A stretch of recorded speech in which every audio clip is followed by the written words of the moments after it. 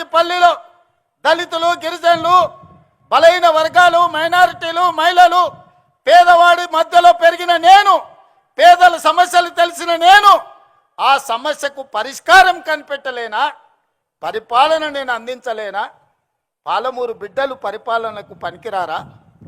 తట్ట పనికి మనమే కావాలి, పార పనికి మనమే కావాలి, పలుగు పనికి మనమే కావాలి, పార పనికి మనమే కావాలి. పరిపాలనకు మాత్రం పాలమూరు బిడ్డ వద్దనే దురహంకారాన్ని బొందబెట్టాల్సిన బాధ్యత ప్రతి పాలమూరు బిడ్డ మీద లేదా అని నేను ఈరోజు మీకు విజ్ఞప్తి చేయదలుచుకున్నా. మిత్రులారా, అహంకారానికి కూడా అద్దుంటుంది, అహంభావానికి కూడా ఒక అవకాశం ఉంటుంది. అహంకారం, అహంభావం పెట్టేగిపోయి గద్దరన్నను గడిల ముందల 4 గంటలు ఎర్రటెండ కూర్చోబెట్టినోని ఇవాళ మనం క్షమించాలనా? ఇవాళ ఒక్కసారి ఆలోచన చెయ్యండి. యుద్ధ నౌకై, పేదల గలమై తెలంగాణ రాష్ట్ర సాధనలో సమిదైన గద్దరన్న కలవడానికి వస్తే నీ గడి ముందల 4 గంటలు ఎర్రటెండకు నిలబెట్టినావు కదా, నీకు ఉరి శిక్ష వేసిన తక్కువనా అని నీడున్న సోదరులు నేను అడగదలుచుకున్నా. ఇవాళ నేను మిమ్మల్ని అడుగుతున్నా, ఈ ప్రభుత్వంలో అడిగిన వాళ్లకు రేషన్ కార్డు ఇచ్చిన మాట వాస్తవం కాదా?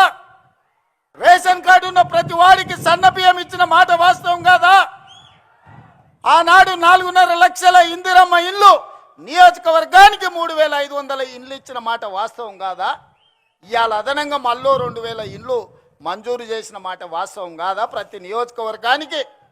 అదేవిధంగా 200 యూనిట్లు ఉచిత కరెంటు, ఆడబిడ్డల ఆర్టీసీలో ఉచిత ప్రయాణం, 21,000 కోట్ల రూపాయల రైతు రుణమాఫీ, 36,000 కోట్ల రూపాయల రైతు భరోసా, 80,000 కోట్ల రూపాయలు ఓట్లు కొనడానికి నిధులు ఖర్చు పెట్టి ఉచిత విద్యుత్తు కోసం 30,000 కోట్ల రూపాయలు వ్యవసాయానికి బట్టి గారు ఖర్చు పెట్టిన మాట వాస్తవం కాదా?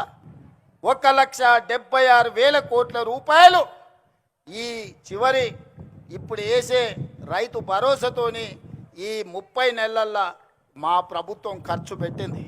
సరాసరిన 5,600 కోట్లు ప్రతి నెల మేము ఖర్చు పెడితే 10 ఏళ్లలో మీరు ఖర్చు పెట్టింది ఏందో లెక్కలు తేల్చండి. మొన్నటికి మొన్న మా జూపల్లి గారు సవాలు విసిరిండ్రు. 70,000 కోట్ల రూపాయల అప్పున్న రాష్ట్రాన్ని మిగులు బడ్జెట్ 16,000 కోట్ల రూపాయలతో మీకు అప్పచెప్తే 8,21,000 కోట్ల రూపాయల అప్పులు చేసిరు. 20 లక్షల కోట్ల రూపాయల బడ్జెట్ మీ చేతులకు వచ్చింది. నేను అడుగుతున్న చంద్రశేఖరరావు గారిని, సంవత్సరానికి 2 లక్షల డబుల్ బెడ్రూమ్ ఇల్లు కట్టినా 10 ఏళ్లలో 20 లక్షల పేదలకు ఇల్లు కట్టించేవాళ్ళు. నేను ఇక్కడికి వచ్చిన మా అక్కల్ని, మా సోదరులను అడుగుతున్నా, మీ ఊర్లలో కేసీఆర్ ఎవరికైనా డబుల్ బెడ్రూమ్ ఇల్లు ఇచ్చిండా? దళితులకు 3 ఎకరాల భూమి ఇచ్చిండా? ఇంటికో ఉద్యోగం ఇచ్చిండా? 1 కోటి ఎకరాలకు నీళ్లు వారిచ్చిండా? 1,00,000 కోట్లు పెట్టి కట్టిన కాళేశ్వరం 3 ఏళ్లలో కూలేశ్వరం అయ్యింది. 1,00,000 కోట్లు గోదావరి పాలైనాయి.